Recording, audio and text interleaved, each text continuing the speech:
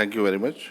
Uh, Fellow panelists on the dais, ladies and gentlemen, very good morning to all of you. Um, I think Sushantji has already covered a lot of things regarding how refinery is shaping up, refinery sector is shaping up.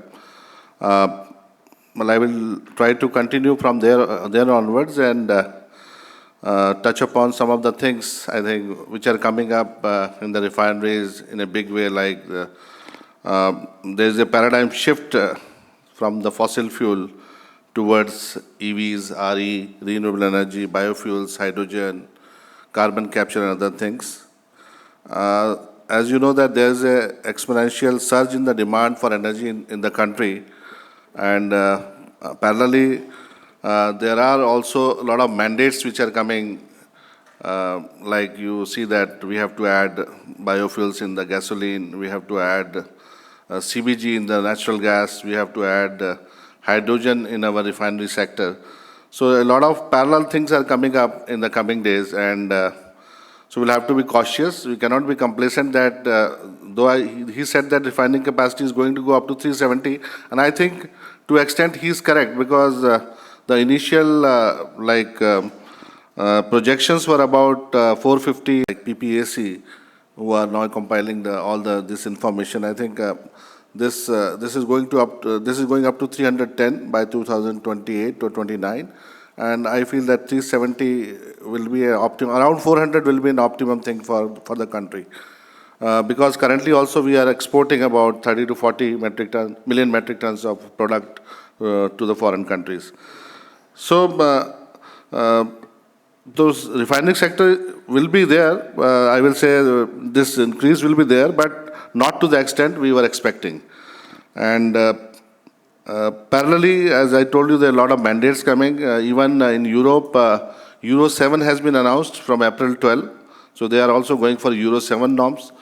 So those things are also being discussed at the government level here also. And we have also discussed in the ministry that how we can go to achieve this Euro 7 norms in the country. Why some of them, because Euro 7 is specifically not for it's fuel agnostic, and there are some emissions like tire emissions, brake emissions, and there are some emissions related to the heavy vehicles only. So I think refineries are not going to be affected much, but if we can meet these norms, like we can help meeting in this norm from refineries, that will be a big boost to for the country also. As you know that refineries are gearing up for all these new options which are coming up, and CBG plants are being put up under Satat scheme. There are 5,000 CBG plants which all the oil and gas sector has taken this challenge, and they are putting up these plants. Soon you will see, I think there will be a big jump in these plants. Currently, I think only 60 plants are operating, but there is a big push from the government that we have to go aggressive on this CBG plants. There are side, because as far as cow dung and pressed mud is concerned, and so it is okay that we can handle those things. But once we are trying to handle two more specific fields, like one is the segregated waste, because we need organic waste for producing CBG, because organic waste normally gives you higher content of CBG, like biogas. And the third is the rice straw. So if you are able to process rice straw, that gives you 10% of the yield. Per 100 kg, you can get 10 kg of biogas. So this rice straw is a very good feed, but the issue is that how to handle this, because we are facing a lot of problem in handling this rice straw in the CBG plants. Second is on the ethanol side. So again there is a push, as you know, that currently we are blending about 16% of ethanol in the gasoline, and the mandate is that has been preponed from 2030 to 2025, 20% mandate. And the way things are going, we'll be achieving that 20% mandate of ethanol blending in gasoline. But again, most of the this ethanol is coming from the 1G plants. There was a lot of push towards 2G plants from, again, rice straw and other feeds. But somehow, all these plants which were announced, 4 plants were announced by oil and gas sector, all of these are facing a lot of issues regarding, especially regarding the feed handling. The process is okay, but the feed handling is becoming a big challenge here. I think soon we'll be able to sort it out. Then there are other routes being talked about for producing ethanol. One of the plant which is from the refinery of gases which are burnt in the refineries, either burnt. So this can be like fermentation route can be applied to this, and we can produce ethanol. And a new pathway also we are trying to work at R&D also, so which is on the biomass gasification.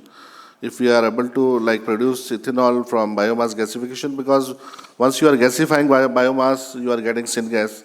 And if you have syngas, you can produce all these products like methanol, ethanol, hydrogen, even hydrogen can. So we are also putting up a hydrogen plant from biomass gasification. A lot of new, I will say, push is there on the differentiated fuel, because I think the lowest hanging fruit is the differentiated fuel, or maybe improvements in the refinery operations and other things. So these are the two things on which I will say, especially I will say from the Indian Oil side, that we are focusing more on how we can improve the efficiency of the processes, how we can improve the productivity of the processes, like by using better catalysts. Just to give an example here, that recently we have commissioned one unit at one of the refineries on the isomerization side, where the operating temperatures were about 200 degrees centigrade, and by the intervention of the catalyst, we are able to bring down the operating temperatures to 140. So that way, I think that's a big improvement in the OPEX, and parallelly also, once you are operating at lower temperatures, you are emitting less CO2. So both the ways it is very important, and these type of things are being targeted in the refineries, because these are the lowest hanging fruits. A lot of push is also there on the, as you must be hearing about ethanol blending in the methanol also, ethanol blending in the diesel also. There is a talk about ED5 now, MD15, ED5. So a lot of new things are coming. So ethanol is now is becoming a center point now, and in the coming days. So ethanol, a lot of push will be there on the ethanol, because once you have ethanol, you can use it with gasoline, you can use it with methanol, you can use it with diesel, and also the latest, I will say, the latest of the products which is coming up in this ethanol chain is SAF, as you know, Sustainable Aviation Fuel, because whatever like refinery capacities are being talked about, the major jump is going to be there in the ATF side.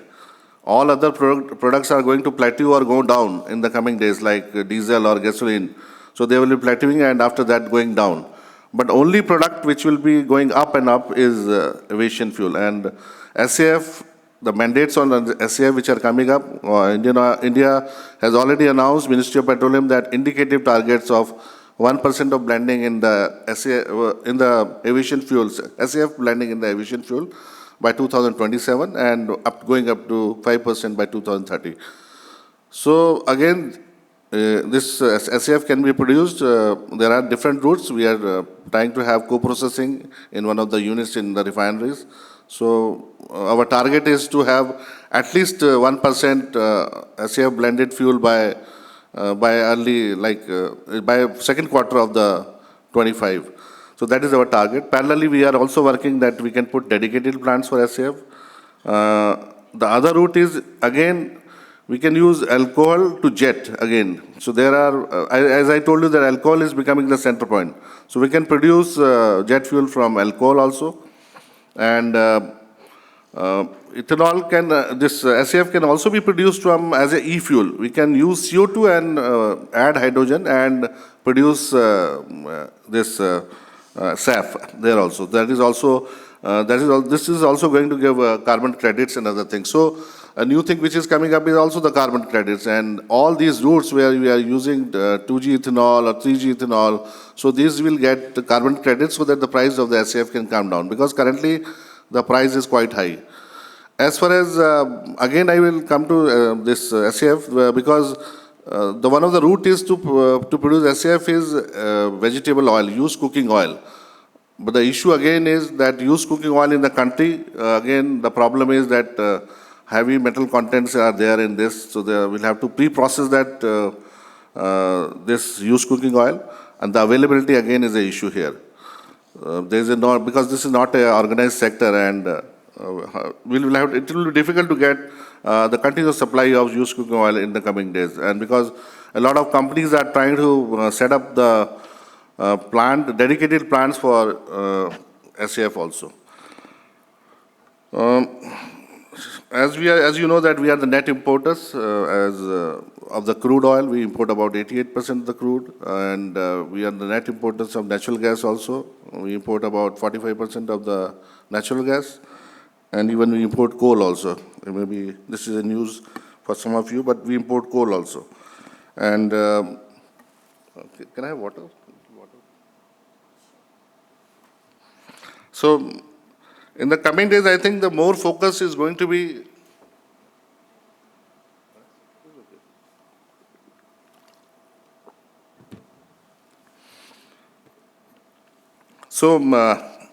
the focus may shift towards from the fuels towards the COTC also, as we know that crude oil to chemicals.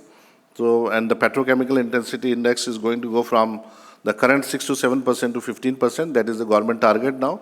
And again, all the oil and gas sector companies are focusing how we can achieve this 15% target of crude to oil, especially to the petrochemicals. So there will be flexibility required in the processes in the refineries. So we are trying to work on how we can have this flexibility in the refineries. So this focus is also there on production of petrochemicals. And one of the I will say to achieve net zero, as I told you, the energy efficiency will play a critical role. Renewables, of course, solar energy, wind energy, these are coming up. Biofuels, of course. And then two more things are there. One is on the like green hydrogen. A lot is being talked about green hydrogen. But the issue is there are a lot of issues, I will say, especially these issues are there for both hydrogen as well as biofuels, and even for the carbon captures. So I will try to list down 6 issues I foresee in all these new fuels which are being talked about.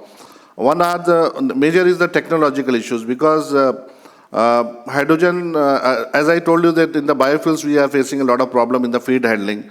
Then in the hydrogen side, we are all dependent on for the import of the electrolyzers. So, though government is giving a big push by giving 19,000 crores for various like MSMEs and other things, electrolyzer manufacturer, hydrogen manufacturing. So there is a big push from the government, but again the main challenge will be the electrolyzers, because I can just mention here that we are trying to buy. I will give you 2 examples. One electrolyzer at the R&D, and we are facing a lot of issues. That's a small electrolyzer, 30 Nm³ per hour only, and we are trying to buy 3 types of electrolyzers, alkaline, PEM, and as well as SOEC. But there is a lot of issue regarding the supply of this. And secondly, we are also trying to buy 10,000 tons per annum of hydrogen plant for the refineries, because there is a mandate which is coming up under the National Hydrogen Mission that we have to have 5% of the total hydrogen production through green hydrogen route. But again, a lot of issues, because we are, for the last 1 year, still we have to re-tender this for the requirement by 2-3 times, and we are facing a lot of problems. And the bigger problem which is likely to come is because nowhere across the world people have operated such big plants of electrolyzers. People have not made such big electrolyzers, and nowhere it is operating. So how these electrolyzers will behave, we don't know, because we are already going on a big scale in the coming days. Infrastructure problems, challenges are there, technological there, then regulatory problems. Again, all these things will require a lot of regulatory approvals and other things. So we'll have to work with the authorities like PESO, BIS, and OASD and others parallelly, so that later on some issues are not there. So we have to keep all of them in the loop right from the start. Then there are skill gaps. People are not aware how these things operate. So that skill gap will also be a big challenge in the coming days. Of course, the cost, because currently all these manufacturers are taking us for a ride. The electrolyzers, though, are not that costly the way we are paying for the, like, whatever we are buying. So because of the cost, this is going to be again a big challenge in the coming days. And the time. The biggest problem I foresee is the time. Um, this mandate has come under the National Hydrogen Mission, but the problem is that now everybody is trying to go for hydrogen, like buying electrolyzer, manufacturing electrolyzer. So there will be a big problem of supply of this electrolyzer. That is what I foresee. Because all the oil and gas sector companies have been given mandate. Out of the 5 million metric tons, 1 million metric ton will be produced by oil and gas sector only. So everybody is now going to buy these electrolyzers. So that's going to be a big challenge for the supply of the electrolyzer in time. We are already facing at R&D, so I don't know how it will shape up when it goes for a very high scale of electrolyzer supply.